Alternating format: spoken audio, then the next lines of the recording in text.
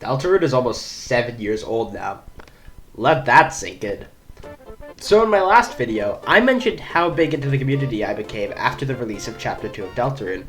However, I did still play Chapter 1 of Deltarune when it came out, when it was released back in 2018.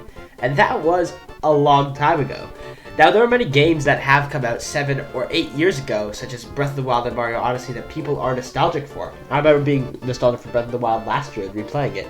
However, these are all complete games, of course, while Deltarune on June 5th will only be about halfway completed.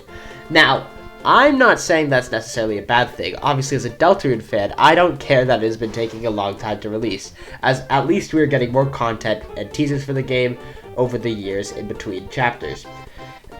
And it's almost like we're getting pieces of a movie like the Marvel Cinematic Universe, where it's all connected together as one, and we just get few droplets every year. So I want to spend today talking back about Chapter 1. I'm a nostalgia for the game, that I've committed a lot of my life watching and reading about.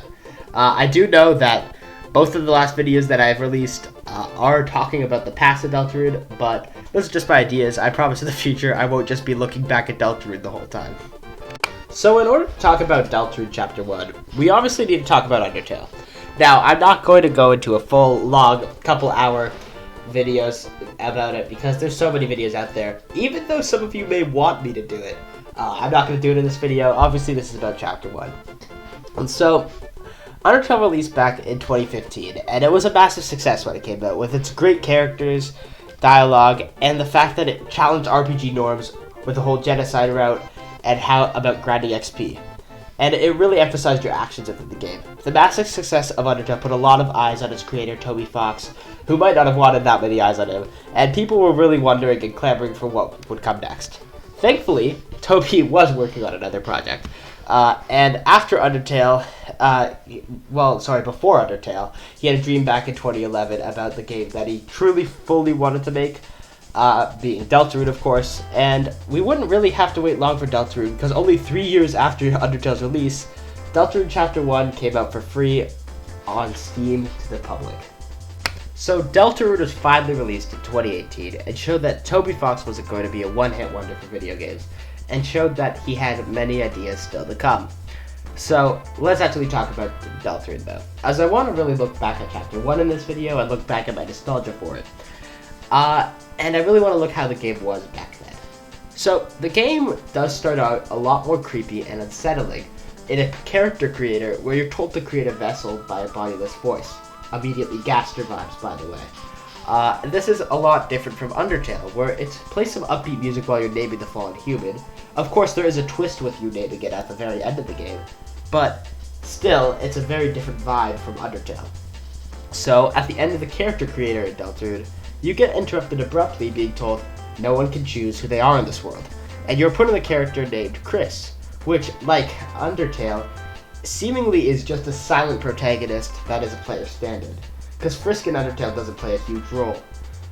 You're woken up by a familiar face as Toriel from Undertale, seems to be your mother in the game, and takes care of you, being Chris, obviously.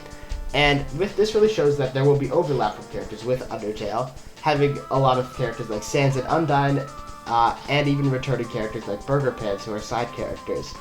However, once you're brought to school, you also meet new faces, showing that Deltarune will not just be taking all the characters from Undertale, but also characters from Deltarune as well, like Noelle and Burnley, who will have full-on character arcs in future chapters, where you kind of overlook them in Chapter 1, where they're just kind of classmates there. Then you meet the most important character in Chapter 1 being Susie, which seems to have a really dislike for like everyone and society. It just seems to be like a basic bully character. With Chris and Susie being tasked to retrieve the chalk from the supply closet, they open it, and it turns out to be a dark world, as you know, and they fall in. So, with this, then you wake up in a dark, gloomy mountain area, which really reaffirms the unsettlingness that the game will have at times. And then after the long chase sequence, you will meet up with Ralsei, who tells you a story about the legend of 3 heroes, which then gets interrupted by Lancer, one of the most prominent side characters with the game, being a great comic relief character, and really gets you into the charm of Deltarune, showing that it won't just be creepy, but it'll also be funny as well, and you'll really want to stick around. and it really like counterbalances the serious tone the game will have at times. Now the game really starts with you moving along the dark world while Susie runs off, doesn't listen to you, and eventually becomes a bad guy in Chapter 1, with hilarious and fun hijinks ensue happening as you play through the chapter. Now, I'm not going to go through the whole chapter, because I'm not going to summarize all of Chapter 1, because that's not the point of this video. I'm really just looking at like a quick overview of it. I will, however, look at the end of the chapter, with the first secret boss setting up a reoccurring theme in future chapters, which is really interesting, of optional side content that you really don't want to miss out on. Even though Undertale had side content, it wasn't as big as Deltarune side content is with bosses. Jevil might be the most interesting character in Chapter 1 of Deltarune, having a lot of mystique around them, since you don't really know his origins at all, other than he was locked up by Sham, and seems to be literally insane, thinking he is free within his own jail cell. Jevil has one of the best songs in the game right now, and has a really challenging and good boss fight, obviously. Tougher than Spam to Neo, in my opinion. I know some people struggle with Neo, but I personally struggle more with Jevil. You also have a side quest in order to be able to fight him, and really putting a build-up to you see if your quest is worth it. And after the Jevil fight, Chris, Susie, and Rase fight King, seal the Dark Fountain, with more characters being introduced like Rule's card along the way. So, Susie and Chris seal the Dark Fountain and wake up in the unused classroom surrounded by toys, seemingly from their adventure. Through your adventure to the Dark World, Susie has grown and gone through a whole character arc that I just really skimmed over about learning the value of friendship. Isn't that nice?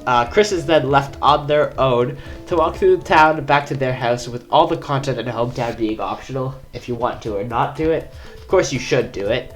And then at the end of the chapter, we get the scene of Chris throwing the soul in the bird cage, flashing the red eye at the camera, making it seem like Chris is evil in some way or possessed, since they seem to limp around. Of course, at first viewing, you think that. And that's where it ends. So, Chapter 1 is very interesting, as it really sets up a lot of future of Deltarune, with reoccurring things like secret bosses, the Eggman, Light World sections, and like the end of chapter cliffhangers. Chapter 1 is really great and is really good. A lot of the times I forget how good it was, and I always just think of Chapter 2 when I think of Deltarune. And it really has been a long time, almost 7 years now, which is really interesting because this is a really interesting case study of one of the only games that you can feel nostalgic for, even though it's not complete. This is exactly how I feel. Now, in 2021, we had the release of Chapter 2. Now, that is 4 years ago, which is a while ago, by the way, but I don't feel as nostalgic for Chapter 2 as Chapter 1, since it is the latest piece of content we've had for the last 4 years, I know, but still the latest piece of content, so it's still fresh in my mind. And the fact that I have replayed it like 5 different times, possibly 6, I can't even count, I've lost track, but I've replayed Chapter 1 and 2 a lot, but Chapter 2 is the most fresh in my mind. Chapter 2 is great. Of course, I'm just skimming it over here. And we've had such a long wait with so much content packed into it, like with the wait, like spammed and sweepstakes stuff. And Chapter 2 is really a step up from Chapter 1. Like, I'm really not trying to undermine it here. And definitely cemented Deltarune as something you should be waiting for multiple months. Of course, this is the chapter that got me into the community. Probably brought a lot of people into it as well. And you will be, and it's something that you will be waiting for months and years at a time, and Deltarune Chapter 2 shows you that it will be worth it. So how long is it worth waiting for a game? Now, Deltarune's a lot different from other games. As a lot of games that you wait for, you get trailers over the span of 5 years instead, in Deltarune, in the case of this, you get content every few years, with a new chapter releasing and it being full with great content. So really, how long is it worth waiting for a game? Well, obviously, it depends. You gotta think about a lot of things. Quality, the time it took, and a lot of different things. But think about your favorite game. It doesn't really matter what it is. It could be Deltarune, it could be literally anything. And how long would you wait to play that game if it ever came out? Probably you could wait forever. If you knew this was gonna be your favorite game, any wait would be worth it to you as long as you got to finally play it, because you will know the game will be a masterpiece in your mind. A game is worth it when it turns out to be really good and exceeds all the expectations for it. And I have no doubt in my mind that Deltarune will turn out good when it comes out, because I don't really see a game that will turn out bad being like Deltarune. Unless all of a sudden the story gets really bad and the characters became unlikable. But you do also know a game is worth it when it has a big impact on your life.